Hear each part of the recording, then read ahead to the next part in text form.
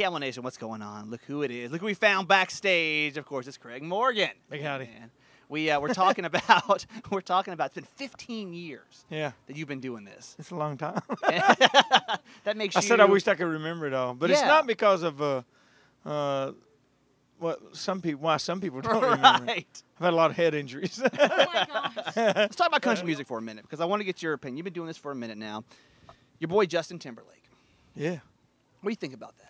I love freaking Justin Timberlake. Yeah. I've been doing that song in my show I for know a it. year, so yeah, I'm a big fan of his music and his singing. I mean, he's a great singer. Yeah. And he proved it the other night. It was undeniable. Such a good show. As Stapleton was. I mean, he's a great singer How too. about that?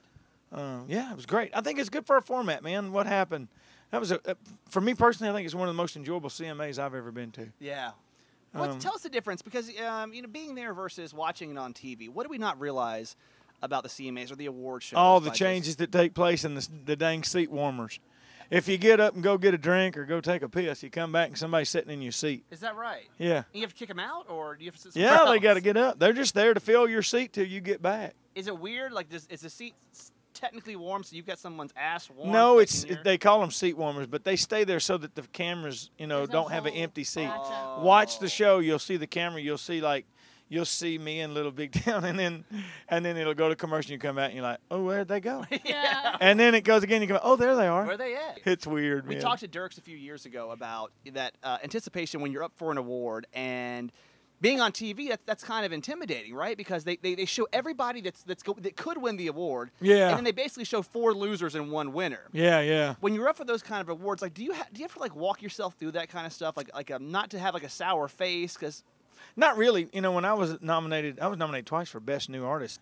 But I just remember, when you're nominated, there's the excitement. But I feel like in our industry, in country in particular, I can't speak on behalf of the other formats, but, we're so excited to be there and so excited to be a part of it. And of course you want to win. Right. I mean, any idiot would say, oh, I don't really want to win. I think you'd be lying. Yeah. You want to win. But it's not so discouraging when you don't, because you're just as excited, almost as excited for, your buddy who's winning. Because generally it's people in your, that you're friends with. That's what it feels like. Anytime we're at the ACMs or any award show, just interviewing, someone halfway through an interview will go, oh my gosh, I haven't seen you from forever, which is great. People think we hang out all the time, but, we're touring like this. Like, I just flew in. Right. And I'm flying right back out after the show. So the people that we get to see or we're singing with even, we generally don't get to see them a whole lot. I mean, who was like your best friend in country music? Well, Blake was for a long time. Well, why do you say was? Well, I say Blake is. It's probably Blake. I mean, as far as guys that are actively touring and working, Blake he and I have been friends for a long time. So how's this whole news affecting you? I mean, hell, I wasn't married to her. It ain't my fault. I had nothing to do with it. I hate it for them. I really do. Man, I'm just going to tell you, I don't care what anybody says. Shoot, if you married and got divorced, I'd hate to hear that. It's tough. That's tough for anybody. I think it is compounded for people like us because it's out in front of everybody. Sure. Yeah. And so you got to try to struggle and get through that with everybody knowing it and everybody wanting to talk about it and stuff. Right. But, I really don't care. He's my friend, and, we talked about it right before it came out. So you already kind of knew before everybody else knew. Yeah, a little bit. I hate to see that for him. There's a lot of guys this year. Matter of fact, when it happened, when we found out, I found out from Blake and Jake Owen at the same time. Oh, really? Yeah, that's right. Like within hours of each other. No one knew about either of those, and they were talking to me, and I'm like, I called my wife. I'm like, hey, are we good? Everything good at home? Just to make sure. Everybody else getting divorced, I want to make sure that we're cool. And then Reba, and it's really tough. I hate to hear those things. Well, how do you do it? You've been married for a long time now. Yeah. How many years? In the business? Yeah. No, I've been married. Married? Yeah. 26 years. That's a long time. And you do these shows. You're all over the country. What do you do? I'm good in bed. There's absolutely zero jealousy in our relationship. That's important. And it took us a long time to get to that point, but it's like, we're happy, man, and when we do see each other, we really celebrate those moments and enjoy the time together, if you know what I mean. I know what you mean. Really enjoy the time together. You good? I have a boyfriend that travels, so I understand. Yeah, it's tough. It is tough on a relationship. Yeah. And I'm very fortunate. My wife doesn't travel. A lot of these guys that do what I do, their spouses travel as well, or Sure. doing it like Blake and Miranda in the business. Right. So it's just that much more difficult. So, yeah. Absolutely. Let's talk about the military really quick too, because I know Folds of Honor obviously is very Yes. close to your heart.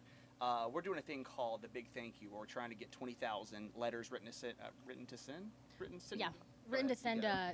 There's obviously some people know this, and some people don't. They think that, well, in light of things happening last night, they think that everything's okay. Right. But there's troops overseas. Things are not okay. Not Right. okay. Yeah, and Right. so there are still military overseas, and so a lot of them can't be home for the holidays. So we decided to do a campaign where we're getting the Camel Nation to write 20,000 letters. That's awesome. And they're going to be filled with they're going to be packed with care packages for them, but we need more letters. So I think we're not even halfway yet. And you've been there, yeah. Hey man, I'm telling you, I've delivered letters like that.